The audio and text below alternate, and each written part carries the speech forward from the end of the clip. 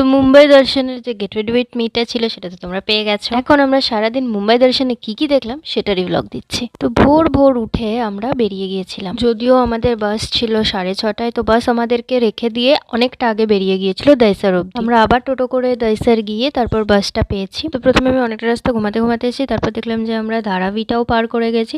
তারপর আমাদেরকে ব্রেকফাস্ট দিল মানে নিজেদেরকে নিতে হলো। তো জামাইবাবু 2 কাপ চা আর চিপস এনেছিল, সেটাই খেলাম। তারপর দেখতে দেখতে আমরা বাইকুল্লা চলে এলাম। বাইকুল্লার ঘরগুলো তো কিউট আর প্রিন্টারেস্টই ছিল। আমি প্রত্যেকটা ঘরের ভিউজ নিয়েছি, আমার খুব ভালো লেগেছে। আর অনেস্টলি আমার সব কিছু মনে নেই যে কোনটা কি না কি, সো যেগুলো যেগুলো আছে আমি সেগুলো বলছি। আর ফার্স্ট টাইম আমি ডাবল ডেকার বাস দেখলাম, আর আরবিআই দেখলাম। আর কিছু কিছু জিনিস যেগুলো ফর সিকিউরিটি পারপাস আমি ভিডিও করিনি, আর করলেও আমি এখানে দিইনি, কারণ নিজের দেশের সিকিউরিটি নিয়ে কম্প্রোমাইজ না করা উচিত। তো আমরা এখান থেকে সমুদ্রের মাঝখান থেকে তাজ হোটেল এবং গেটওয়ে অফ ইন্ডিয়া দেখছিলাম। বাকি ভিডিওস পরের পার্টে।